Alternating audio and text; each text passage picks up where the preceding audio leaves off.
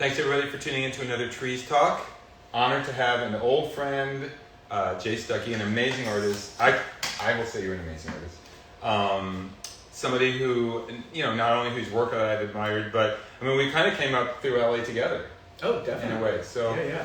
Again, we could start lots of different ways, but one of the things I was thinking about how to start this, and there's so many entrances to your work that it could be interesting, but I think the thing about your work that's really striking to me is a double thing. Formally, the compositions are super tight, and I think maybe, I can see that you could admire the old masters the way Gustin did, but the narratives are so strong, and that's what I think about. I don't think about how it's made, I think about the feelings, the images, they really leave a mark on me. So I'm curious if you have any response to that, or how did you develop this way of thinking? It's a huge question. Oh, go on. Continue. Okay. Shucks. I knew you were going to say that. Yeah. Okay. No, you hit a lot of it nail on the head right there. I am very flattered, humbled. Thank you for saying that about the narrative and how strong it is. Yeah. There's something about, this was ages ago, not to pat myself on the back too much, but I was in this group show. It was at the opening, and I was standing behind these two people who were looking at my piece in the group show and talking about it. And the one person said, "Well, it just looks so simple." And the other person turned and said, "Yeah, but he makes look simple look really easy, and it's not." Right. And I took that as a huge compliment. Absolutely. And going back to that with, the formal construction and whatnot, I spend a lot of time thinking about how these images, as images, are constructed, are put together. Right. Because it's what I love and what I care and think about kind of constantly. I'm a huge Peter Bruegel fan, in the same way that I'm a huge we have a lot of overlaps. Right. Yeah. In the same way that I'm a huge Cy Twombly fan as well. And but all of that, in certain respects, is in service of this sort of content, this narrative. Yeah. And so if there's an element of the narrative coming across in such a way that you almost don't notice the content, the construction, then that becomes really flattering to me. It's like someone once said that a great soundtrack to a movie you never hear. And Borges said the same thing about great. I think he was talking about, quote, cliched poems that are so amazing. Like even Shakespeare, that as he said, you don't bother to thank the writer for his pains. Right. Right. Because you don't, and I think, people think that if you don't get thanked at your opening that it's a bummer. But actually the truth is you want people to get an experience. Right. And not think about how it's made. Right. But there's a lot of people out there who make work, I think, because they want the credit. And I'm not criticizing anybody. I'm not judging anybody. There's never a bad motivation to make work. But so I guess I have a couple of questions about maybe how you got here, stylistic, or not, I don't like that word. In any case, did you struggle with working in a non-academic style at a certain point, or did you come from academic training at all? Oh yeah. Yeah, you did. Yeah. Because the reason I'm asking is that I've interviewed a few students actually on this program, and it was really great. But I'm like, I think I'll call Jay. I need a heavy hitter. Oh man, I need a heavyweight. But I think that actually, even though to me and you we've talked about this, but I think it might be really interesting to hear how you got through that early stuff. Yeah, stop me if I go off, or if if this becomes redundant or boring. But no, it will never. I am one might even argue overly educated. So went to Brown for undergraduate, graduated with an art degree. Yes. And then went to the Art Institute in Chicago. The Toot for grad school, which I'm very proud of. Both. I loved both experiences. Sure, they were fantastic. Yeah. And then in terms of the style, especially for folks who aren't artists, I can understand how it can come across as being, say, rather simplistic in a way. Because it has a resemblance in some ways to kids' drawing. To kids and childlike drawing, right? A certain naivete. But I think if someone's taken maybe 2-3 classes beyond an Art History 101 class, you'd understand, and I think about this a fair amount. Yeah. That in the same way that you have a family tree in your real life, you have a family tree in your art life. Absolutely. And you have your uncles and your brothers and your sisters. I mean, like, we're brothers. We're on the same family tree. Absolutely. And so in that way, I'm very much part of a family tree, which I hope folks can pick up on, from, you know, Carol Dunham to Jean Dubuffet to... I'd say Giotto. Giotto, right. Bruegel, obviously. Of and course. then all roads... I found especially when I was an undergrad, if there was ever an artist I liked, I'd think, well, who do you like? And then I look at them and I go, well, who did you like? And then I kept working backwards instead of forwards. And all roads led to Piero della Francesca. So you and Gustin, man. Yeah, I mean, you know, when I went to Arezzo the first time, well, I've only been there once, so the only time. Yeah. I mean, I was like, dude, this shit's amazing. That's mind-blowing. But I didn't know why. I was only 17. Yeah. And my teacher loved him, but I still, it's funny because I still can't quite figure out what, like, I know he was into geometry and the sublimity of his composition is one of the things that drives it. But I have to say, there's something fucking weird about those faces and those characters. Yeah. Like, they're weird. Oh, yeah, yeah. And so it's this odd, like they're aliens or something. It's creepy. Yeah. What? Yeah. And I have to say, it was one of those things that every time I kept thinking about who I was into and working backwards, and everyone kept ending up at Piero, that I thought, okay, well, I got to look at Piero. And I'm in my early 20s at this point, and whatever. Is that what you thought? Yeah. You're I was like, I get to it later. I was like, I'll try and figure out Cezanne, then I'll get to this later. So how did it happen? Or how did you get it? Well, it was one of those things, I just kept going back to it because it kept getting referenced. So it just kept going back to it, and then it... And then one day it just started to click. I don't know. There was something about the stillness of it, the weirdness, and there's just strange things that are maybe, you know, just for me, but like the Baptism of Christ, which is at the National Gallery in London. Yeah, the one with the yeah, and he's standing there, and it's like the river almost goes dry at his feet. Right. You know, there's the dove right above his head, dove, symmetrically going down. So there's a point, if you're in the picture, you're looking around, and here's all the major important symbolic things you're supposed to know in terms of Renaissance painting and Italian Christian painting that's coming out at the time.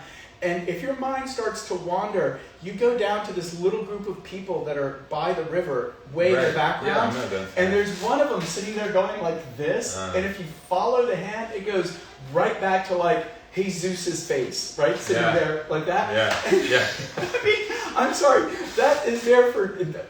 I've never read anything about this, but I'm sorry, that is, in my opinion, there because your mind's wandering, and Piero's saying, hey, get back to the picture. That's right, man. That's so odd. Isn't that the one where somebody's like disrobing too in the background? Yes, exactly. Yeah. And so, you know, things like that I've always found that were really fascinating to me, you know? And if you want to point something out in a painting, point at it, you know? And I feel like Gustin picked up on that with his big pointing hands, you know, that showed up.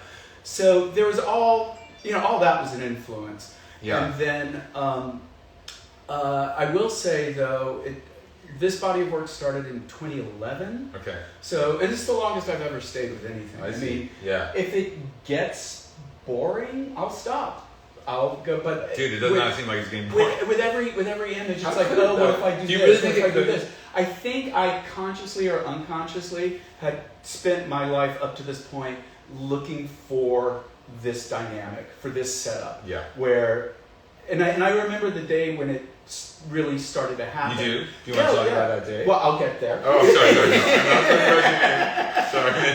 But so, but you know, so if it gets boring, I'll stop. But yeah. I worked and tried out a bunch of different things, especially in undergrad and, you know, even through grad school and whatnot.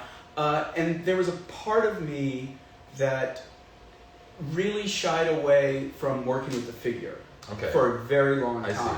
And what were you doing in place of it? Just I did these obsessive drawings of World War II airplanes locked in endless dogfights. Yeah. Yeah. Okay, right. And then when I did work with the figure, I did mummies because they were sort of personalist. And zombies. Yeah, exactly. Right. Really figures. Well, I thought of them as zombies, but they were mummies. They were mummies. But it was like I didn't have to deal with gender. I didn't have to deal with race. And why that specifically, and I think the reason I had trouble working with the figure was that when I was an undergrad at Brown, this was in 1986 to 90, a lot of what was coming up in the painting class then is things that people are dealing with now in terms of race and gender issues.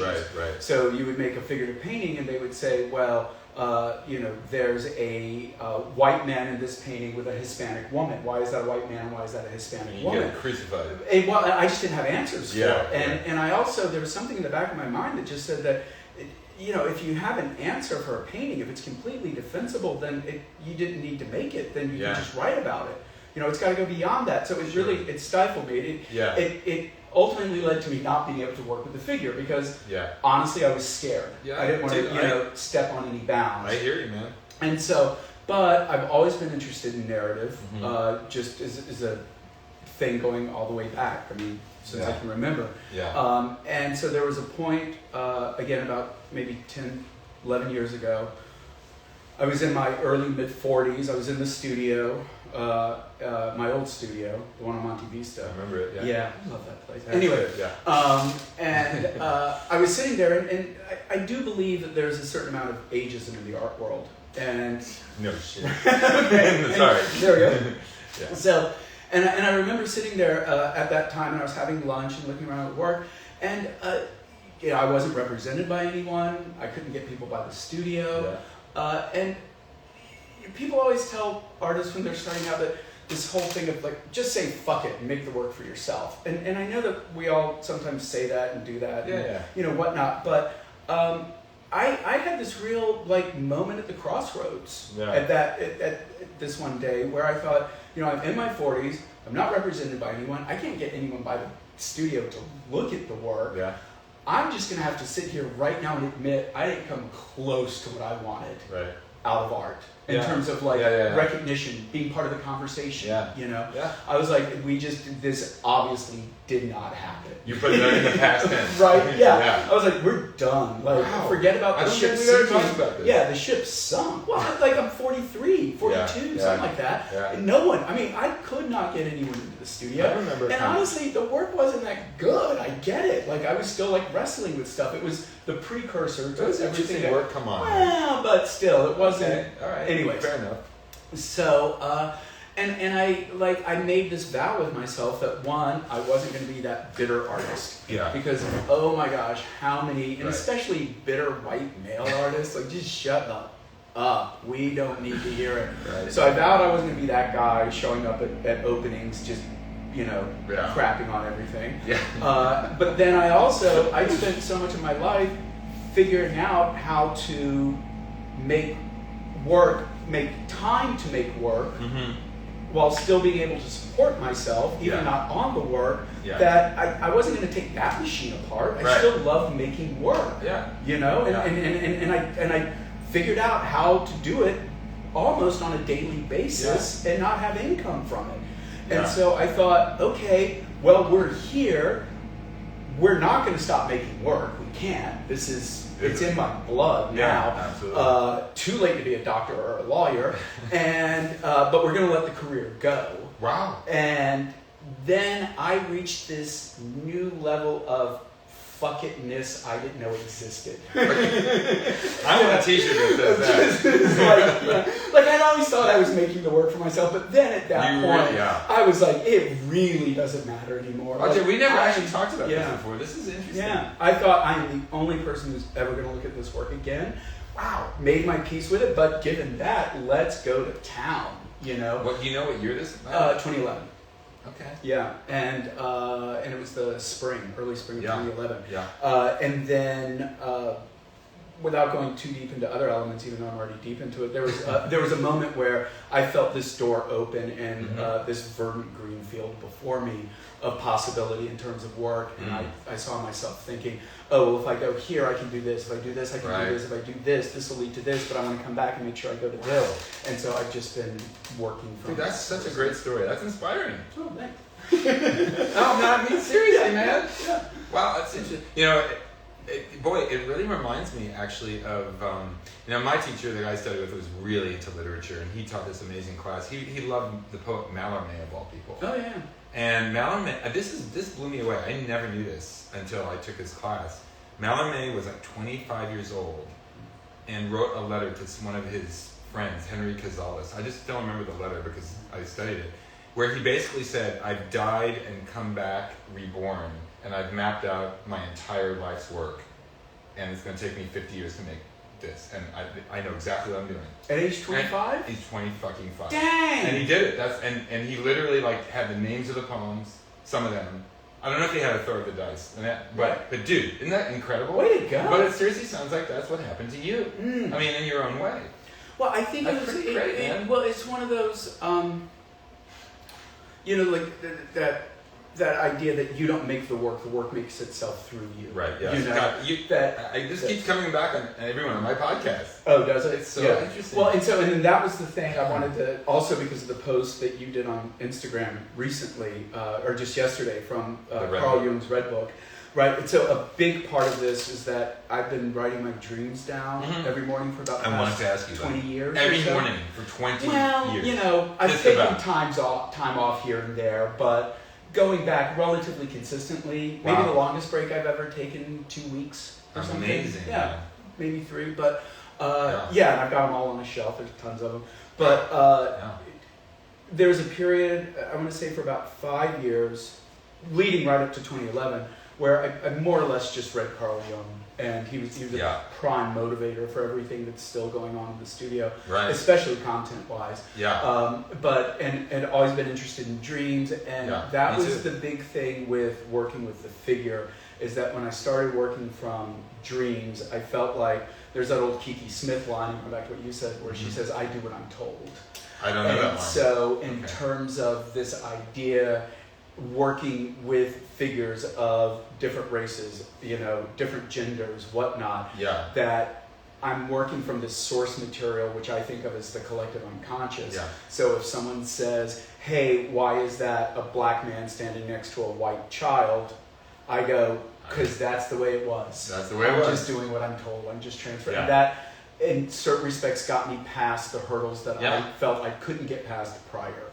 Super fascinating. And that was it. And then, floodgates opened.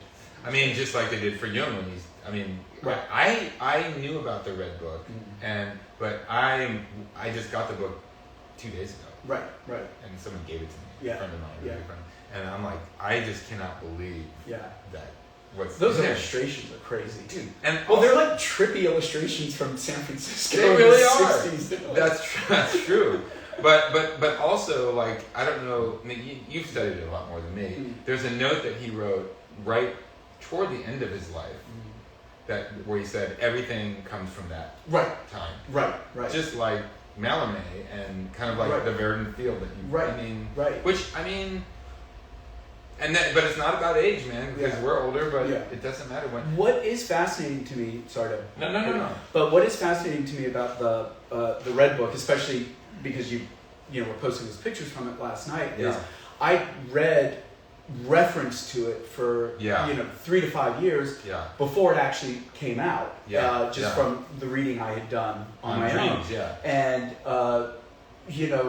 he references it in other writings of his. I knew that his family was very protective of it. He didn't want it released. Well, he also thought about publishing it, but he didn't. Because he thought that everyone would look at it and then think that it was just the ravings of a madman that would discredit the rest of his work.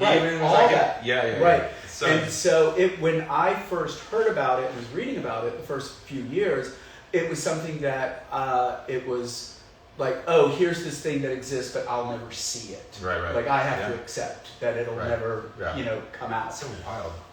And then, they finally released it. And it was like, as a quick side note, do you remember when the actual Red Book did sort of a world tour? I do remember that. Because it was at the Hammer. Right, okay. Yeah, I saw it. You did? Well, I had to. When I might have been in my depression. Yeah, I can't remember. Maybe it was before. I didn't see it. Yeah, sometimes I missed it.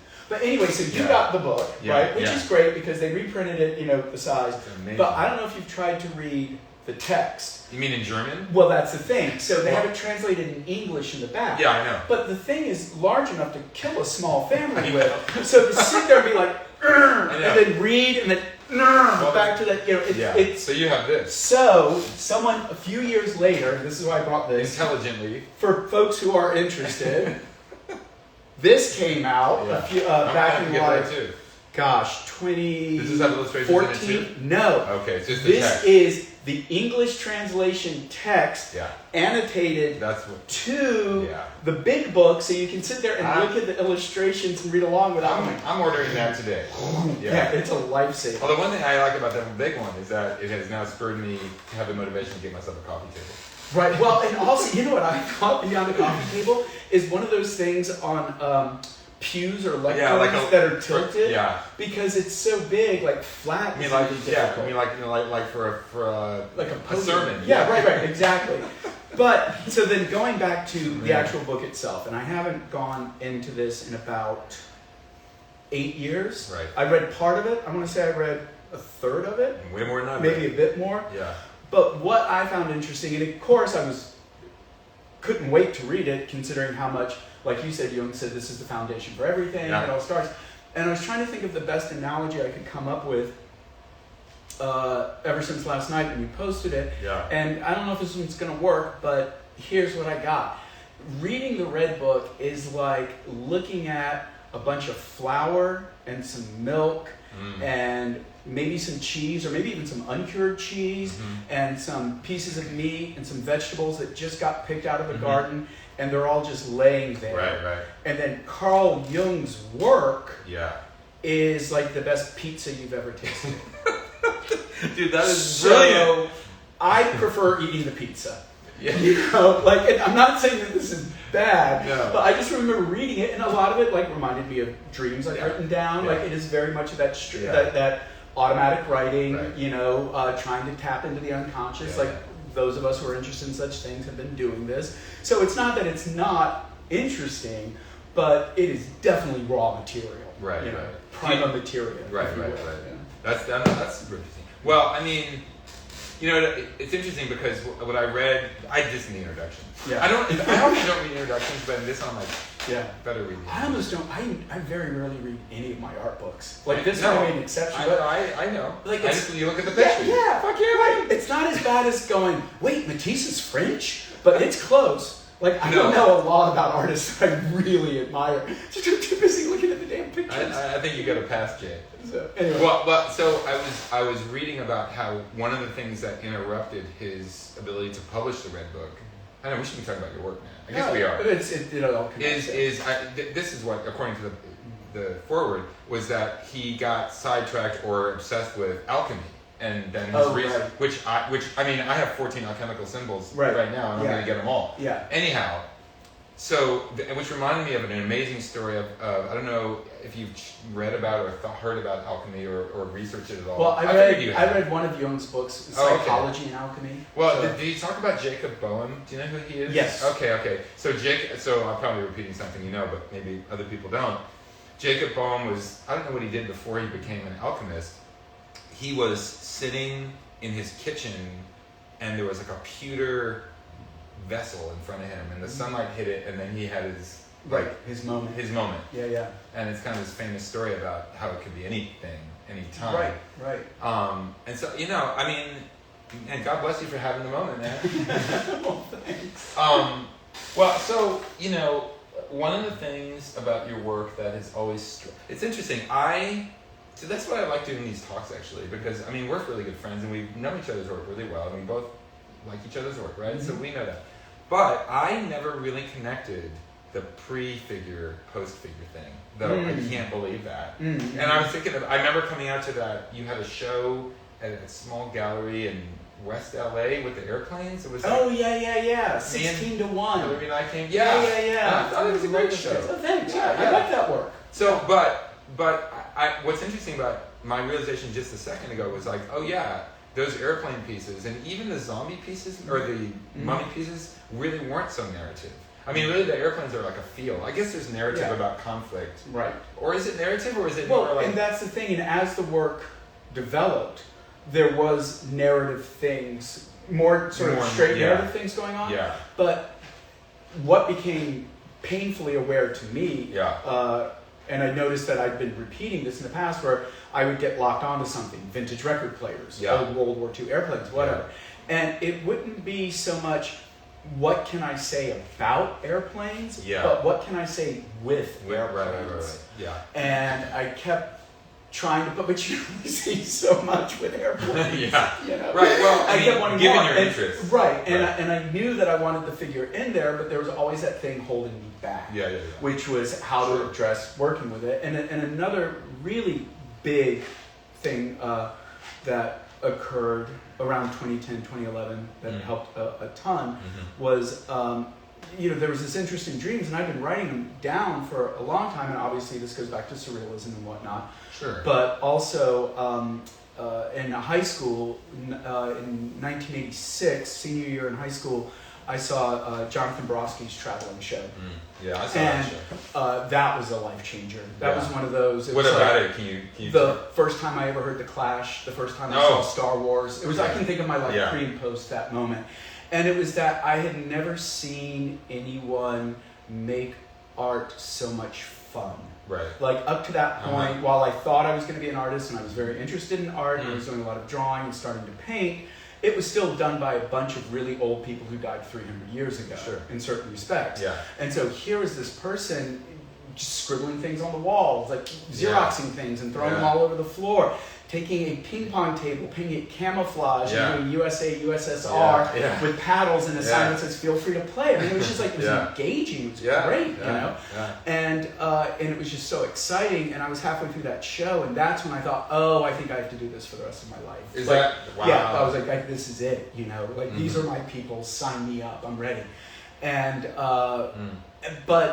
and then when I started writing dreams down and getting into it, I have it was a sketchbook or a notebook of Borofsky's that was came out in the 80s, late 80s, by a Japanese press. So it's interesting. It's the drawing on one side and the Japanese translation on the other, but very simple line drawings.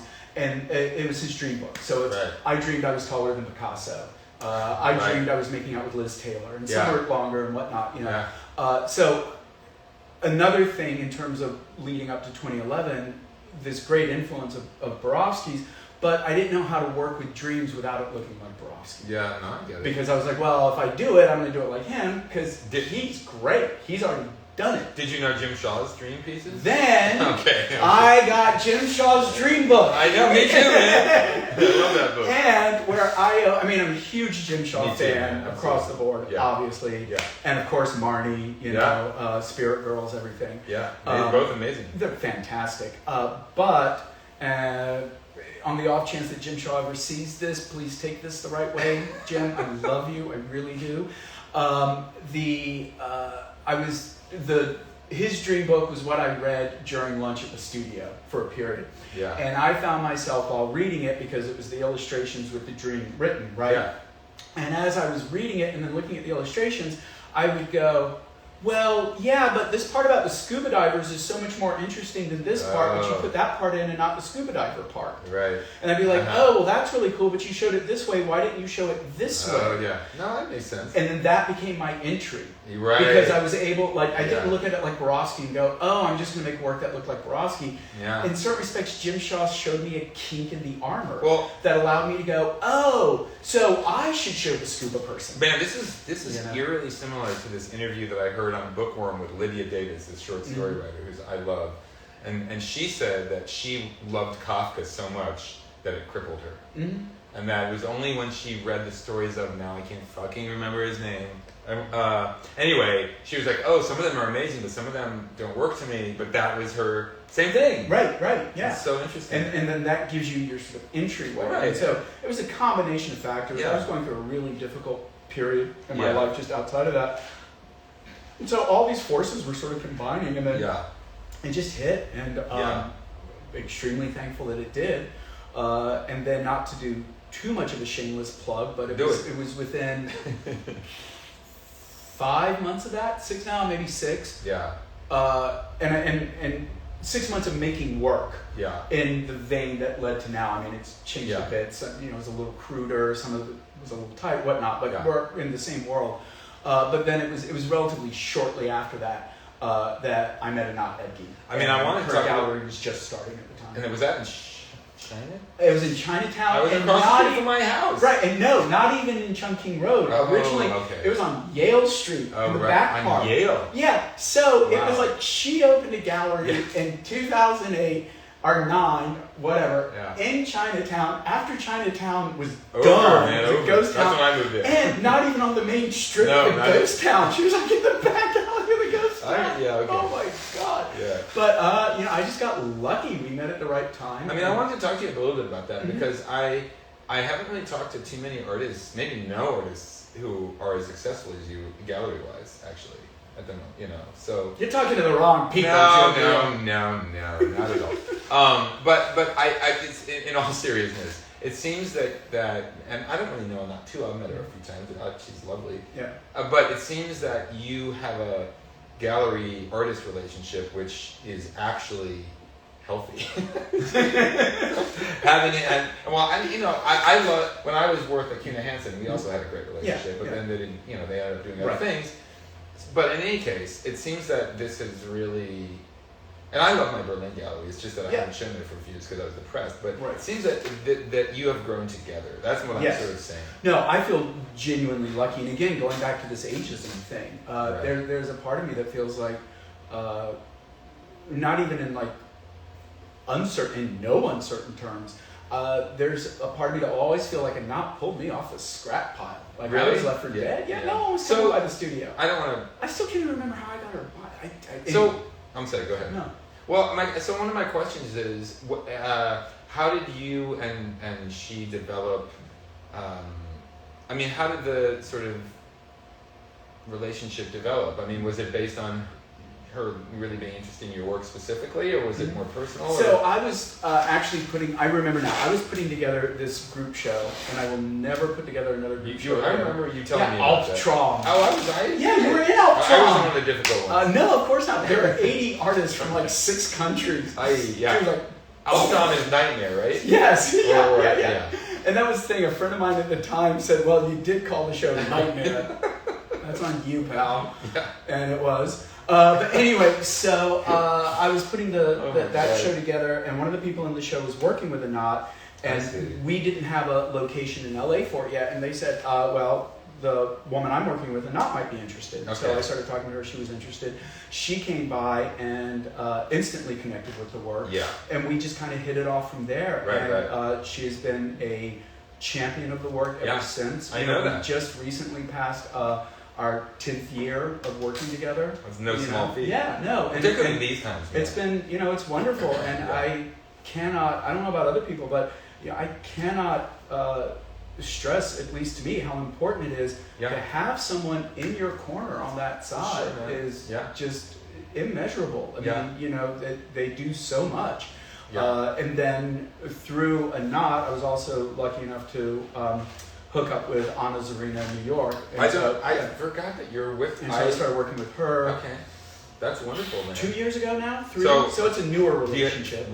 But great. Love them too, Do you have something scheduled with? I have a show with Anat coming up April 2nd. April, yeah. I thought that. Studio and not at your place. We want you. Right. Well, yeah. Well, I mean, I can see you're about to start. Yeah. I got some stuff underway, so of course. That's why that's great. I got to get cracking.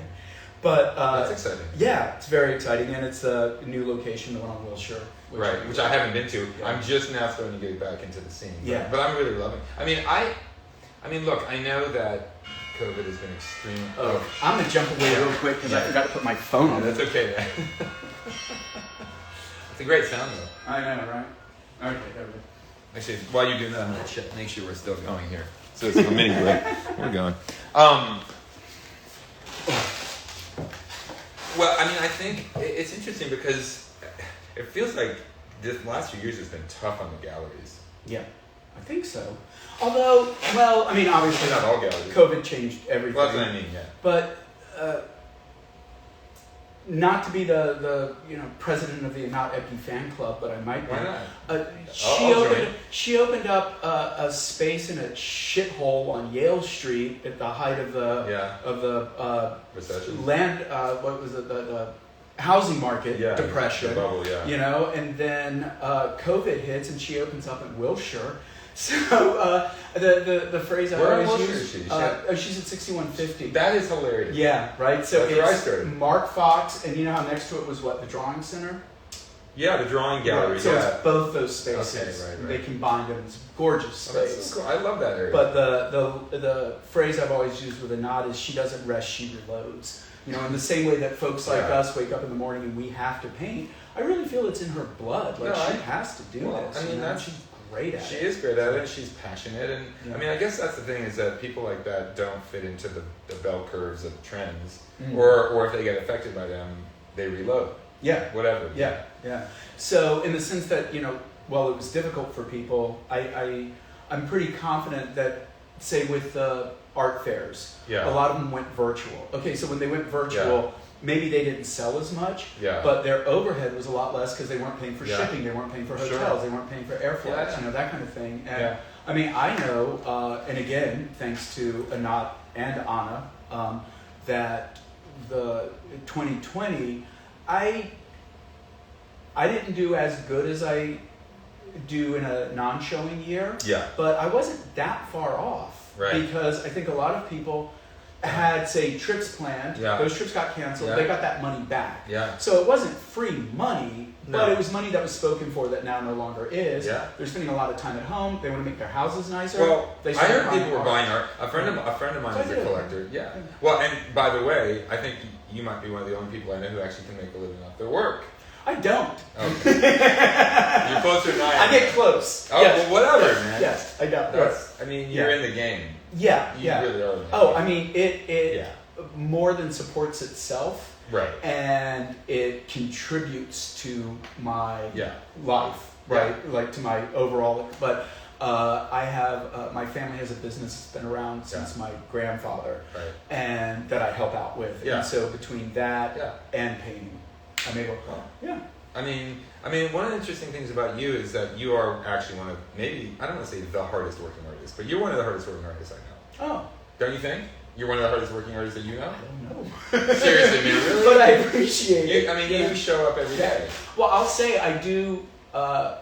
You work a lot harder than I do, Jim. Well, I do it because, I love it. So it's not like it's hard work in that sense, right? Like, I will say, though, when I was in undergrad, especially, I remember there was a thing where, I was never the most talented person in any of the classes that I took. You were not? No, not, middle of the pack, maybe slightly above middle, but not much.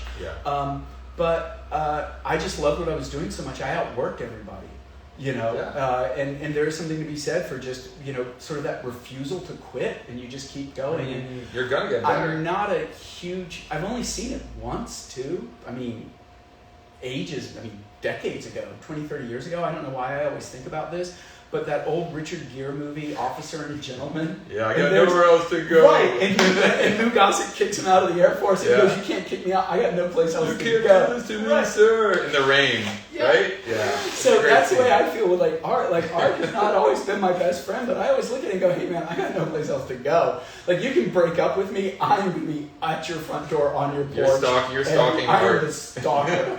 So, because it's the one thing that I genuinely love. Yeah. And then every now and then I'll run into someone who I feel works as hard as I do, who's genuinely talented, and wow. Eva Gergieva. Do you know? Amazing. She's amazing. I don't know her personally, but I would like to. Man. I would actually like to meet her. Yeah, she's fantastic. We've exchanged things on Instagram, but she's incredible. Gifted, and I don't know if she's not in the studio. Right. Yeah, I mean, her work is epic. Epic.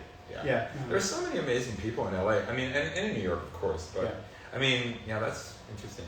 Well, I was going to say something. No. Does not matter.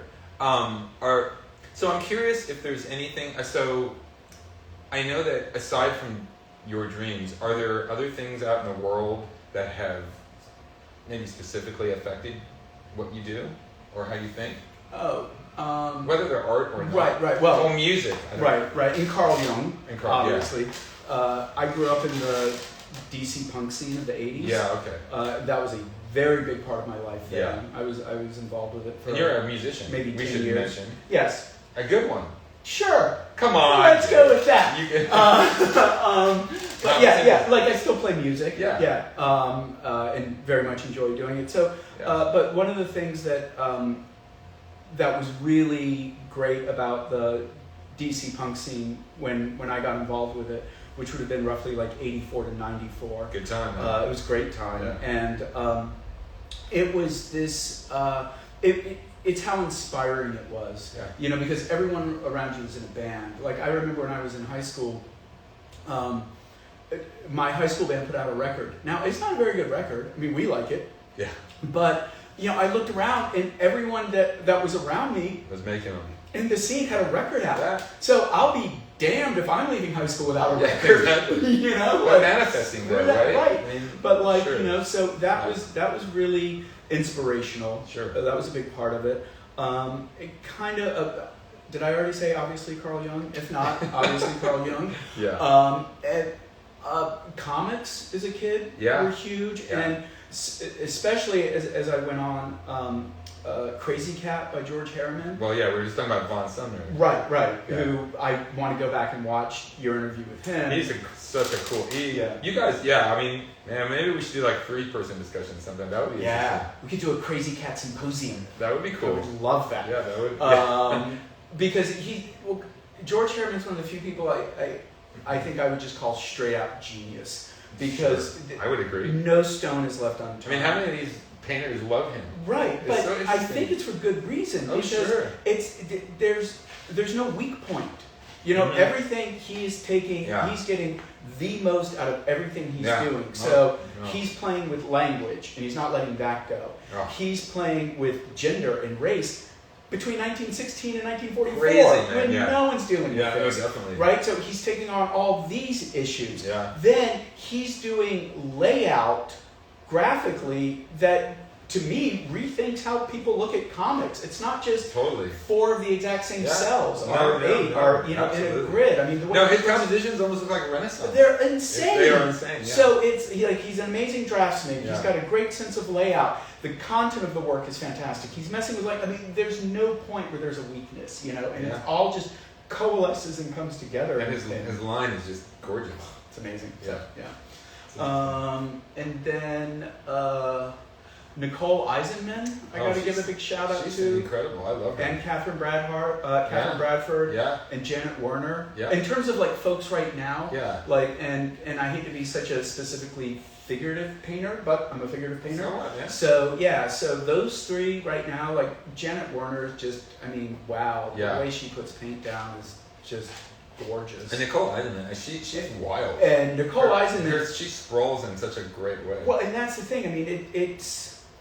It can be a little bit of a tightrope to be working with figurative work as a white, heterosexual, male, middle-aged painter right now, with all the trappings that come with gender, race, and whatnot. I also feel that if I do paintings of nothing but white people or nothing but white males, that's pretty fucked up. Right. So, I have to have the whole world in there, and also because a lot of the raw material comes from dreams, it's not just white males into dreams. I have to, work with this, and you also have to think of them in terms of archetypes. So they're not oftentimes an Hispanic man, but it's a version of yourself. It's part of your dimension. But independent of all that, Nicole Eisenman takes on all the shit that's going on right now. She really does. And just handles it like she doesn't even have to think about it. Yeah. And I find that extremely admirable. And then Catherine Bradford for the mood. Yeah. It's just those deep blues and purples. Like, of course you want to go swimming at midnight with Catherine Bradford. Who doesn't? I never thought about that, but now I do. Yeah, right? We all do. It'd be so cool. Amazing. Well, this is just a personal note because we're almost done. But in the last couple minutes, I just have to say that it was great to reconnect with you when I came out of my depression and everything, and I'm good now. But I couldn't make work for 5 years. We talked a little bit about this, but you are somebody. There's a few people, and I didn't really get in touch with you because I didn't get in touch with anyone. But I thought of you in your studio, and it made me feel good. Oh, seriously, thanks. It made me like, okay, wow. People are out doing things. Right. I can count on Jay Stuckey's battling it out with.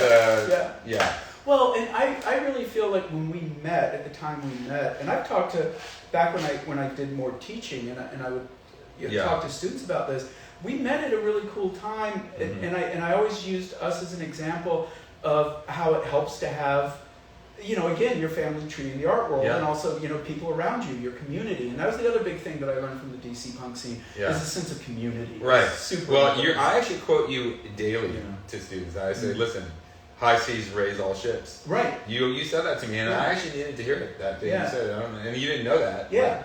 But that's true. I always talk about how when we first met, because our work was similar but also different. We both definitely had our own styles, but we were both sort of, again, from the same family tree. Right. And how if ever I was in a group show, as it was winding up, I'd be like, "Oh, have you seen Joe Beal's work?" Likewise, right. And I tell people, we tag teamed off each other. I want to say at least 5 years. I was thinking about the Portland show. Yeah, that was a really fun show. That was a really fun show. Oh my gosh, But I feel like we did that for a good 5 years. We just kept passing back and forth. Well, I'm happy just to be now, like I had my battles with, not with the art world, but with my relationship to it. Right. And now, I don't know if I'm starting to get back in the game. I don't know if I'll be in the game like the way you are, but maybe. But in any case, I'm good with it. In a way, I've gotten to the point where you started this thing, where I'm like, fuck it. Yeah. If it works, that's great. Yeah. I personally think it's good to admit that you want an audience for your work, though, which I do. Yeah. I'm not making it for the closet. No. But on the other hand, I'm also not trying to gratify a specific voice. Right. But it is a form of communication. It's a form of communication. You make it because you want to interact with people, and you want to do it in a way that doesn't involve language. Yeah, I mean, as David Foster Wallace said, you can't pretend that every viewer is your mother. They don't like it because you made it. Yeah, exactly. Yeah. Of course, my mom never liked it. I always think about that in terms of critiques in undergrad and grad. Yeah. That I think folks who go, and I was guilty of this as well, probably. But when you go through undergrad and grad, you think when you get out of school that people are going to care. Right. Well, the other thing I think is hilarious is the term masters of fine arts. Yeah. Right. Yeah. Well, okay. It's hilarious. Quick side note on that one. Though, if you get a law degree, you're Esquire. If you're a doctor, you get a call. We can't go by like master or mistress, if you get it, or just master for everyone. Master disaster, maybe. Yeah, maybe. All right. Well, maybe that's a good way to end it. Sure. Jay, thank you so much. I would love to do another one actually. Sure. Maybe closer to your show. And what do you know when the opening date is? I believe it's April 2nd, which should be a Saturday. I will be there, so. Awesome. Yeah. Great. Jay. Thank you. We'll shit. There we go. Thanks you guys for tuning in. We'll see you on the next Trees Talk.